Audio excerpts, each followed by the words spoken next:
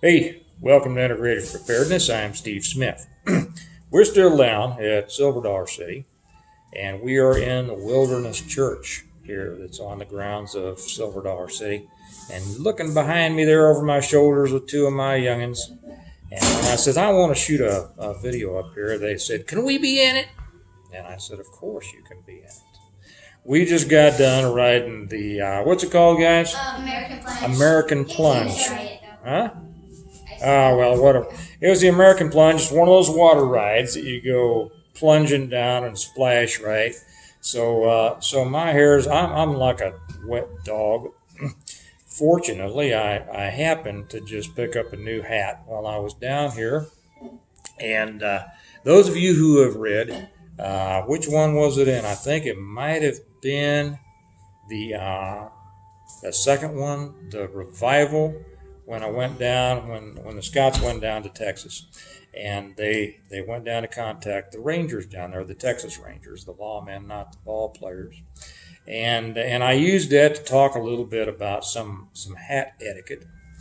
For any of you who are interested, there's a lot of etiquette that goes into a cowboy hat, and it's some of it's silly, some of it's interesting, but it's all a part of the American experience and such. And one of the things now is that you shouldn't wear a cowboy. You take off your hat when you go into a church, but there's nothing going on in here. So right now, the world is the church. And right now, there's nothing going on in here. So rather than make you all look at my wet dog sopping hair, I figured I'd put my hat on. Normally, for those of you who are interested in hats, I don't know how many of you are. This is a Stetson. I don't usually like Stetsons. They're great hats, nothing wrong with them. But Stetson makes something called just a regular oval. And I prefer Resistol, which has a long oval because just the shape of the head. But this is a straw. And usually in the summer times, you'll wear a white straw hat. Only, for the most part, country singers wear black straw hats, and guys, I guess, that just wear them to go dancing in. But anyway, so that's all you need to know about my hat, I suppose. Coming in here made me think of, and I'm gonna I may make another one later on today. There's a saying about all hat and no cattle, and that kind of makes me think of some that are going on in the preparedness world, but I won't do that one right now. When I came into the Wilderness Church here, and wherever we go someplace, we like to walk around and stop and take a look at these things and just take a few minutes, quiet time and sit and think and reflect. And here at Silver Dollar City, you hear a lot about America, and I've talked a lot about America lately, and I'm getting to wonder whether I shouldn't put these over on I put on a separate channel some time ago and never did much with it, called American Reversion. And I think some of these lately would be more appropriate over there. They're not so much prepper related or preparedness or survival related, except that the fight that we're in for our country really is the greatest preparation. So maybe I'll start putting this stuff over there more, but I just wanted to put this one here. And anyway, so here, you hear a lot here in Silver Dollar City. You're going to hear a lot of God bless yous and God bless America and patriotic themes, and that's one of the reasons that we love it here.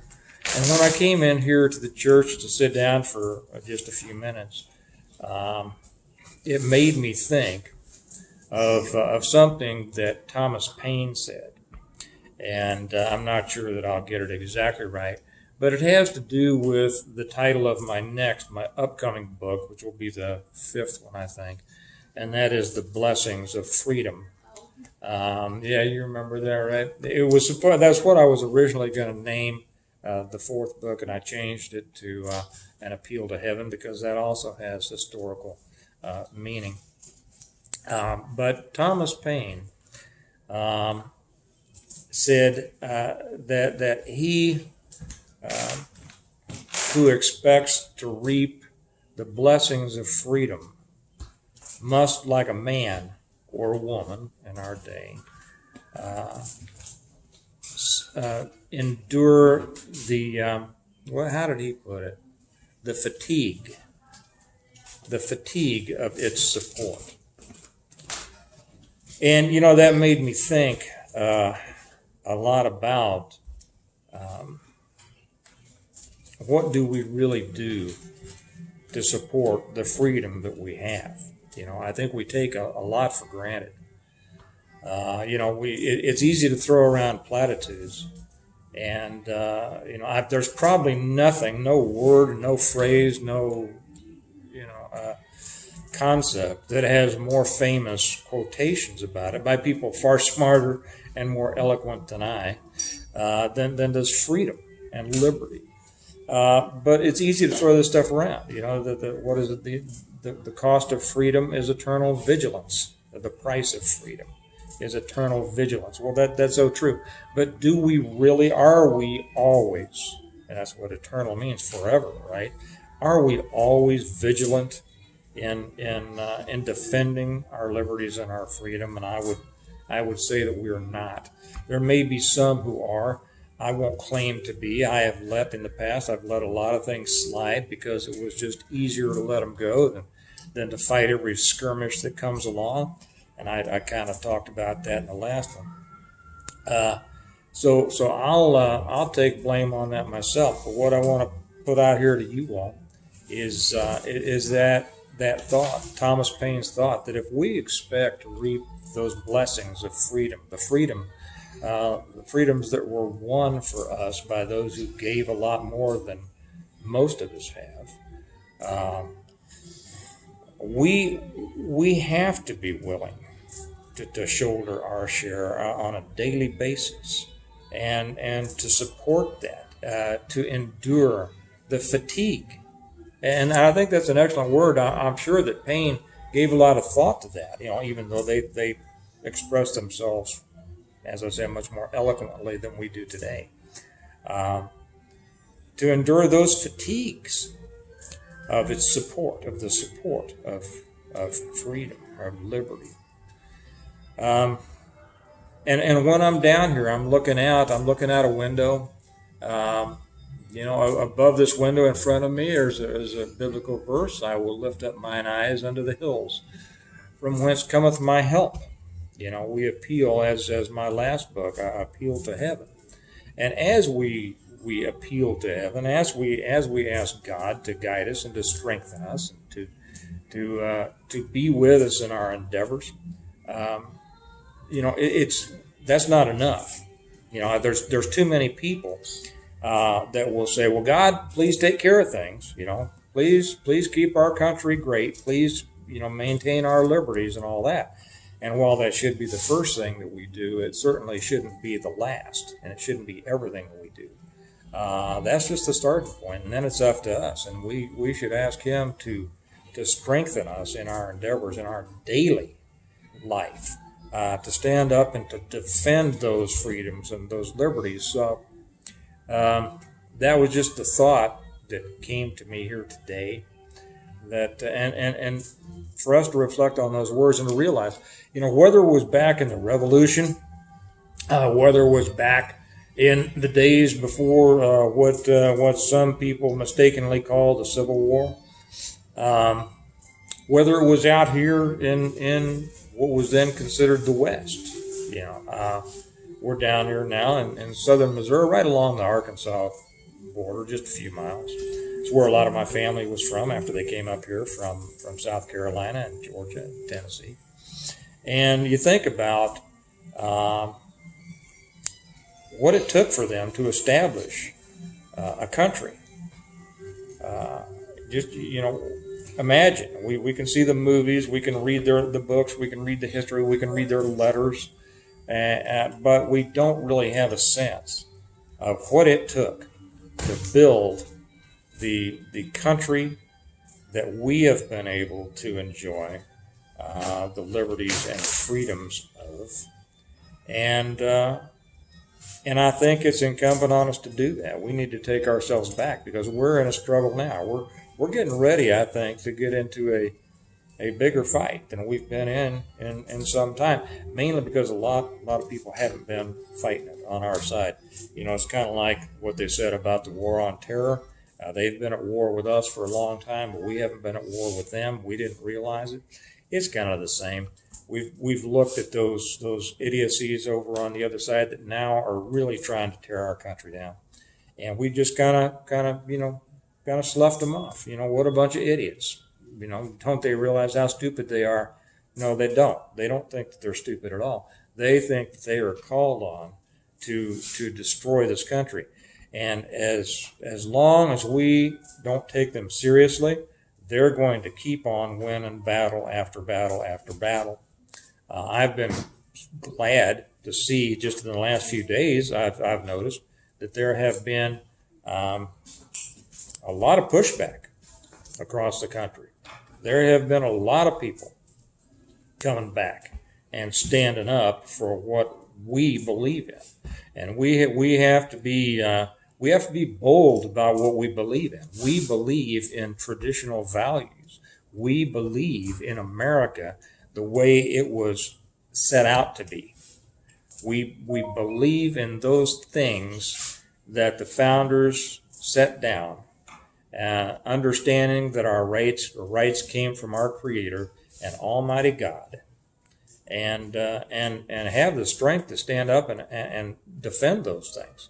Not thinking that just because we lucked into coming along after this country's been built for the most part, that we ought to be able to sit back in the saddle and just lope along with no efforts on our part. So anyway, those are my thoughts today. And I just want to keep on encouraging. People will say, maybe I should put this on too. People have asked, well, what can we do? What should we do? And I'll just reiterate, talk to people. Talk to people, those people who feel the way that you do, that we do. Encourage them, build them up, strengthen them, support them.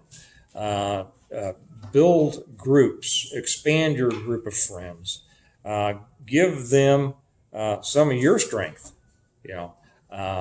Let them know that if they will just stand up and speak their mind and speak up for what we know to be right, that you're going to be there supporting them as well, and that there is a larger group that they think that feel the way they do. I'm sorry, folks, I don't mean to get you in. I'll take you out of it. I was just shooting at you two. That's all right. Well, I didn't mean to chase them out. But anyway, I'll turn around here so that we don't get those folks in there if they prefer not to be in there. And the people who maybe don't feel the way we do, I'm not saying that we attack them, but I'm saying that if they want to start a fight,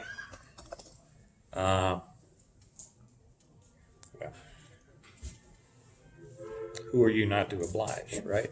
If you know what you're talking about, stop giving them cover. Stop just sloughing it off. Stop walking away. Turn around and make them defend themselves. And however this comes out in the end, the more we push back now, and the more we take out of their energy, the better chance we have to keep this thing the way we want it. Very simply, to retain the country as it should be, to continue to enjoy the freedoms, the liberties that we've had, and maybe, hopefully, reclaim the ones that we've already lost. But if we don't fight, we're not going to do it. Okay? And it's a lot easier to fight with words than it is if you have to do something else. So I'm going to call it a day on that. But you all have a good one. Think about that. Think about what you can do. Do you have friends that you can reach out to? Can you strengthen those existing contacts you have? Can you develop new ones?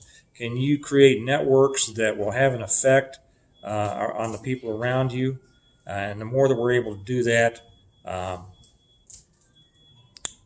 better it will be in the long run, whatever that long run brings us. Okay. So I'll call it a day there. I'm going to get back to, I'm going to go out and try to dry out in the sunshine. You kids ready to go do something else? Yeah. All right. Well, okay. Well, you all, yeah, everybody's wearing masks down here at Silver Dollar City. It's like 10,000 Jesse James running around down here. You think you're going to get robbed every time you turn around. Y'all have a good day. Remember that we prepare well in order to, today, in order to live well tomorrow. And those preparations, those daily preparations now really have to be our concentrated efforts in the war of ideas. Okay. If we can win the war of ideas, maybe there won't be something else on the other side. We'll see. Okay. Y'all have a good day, and I'll talk to you later. Bye-bye. Bye-bye. See you later. Bye-bye.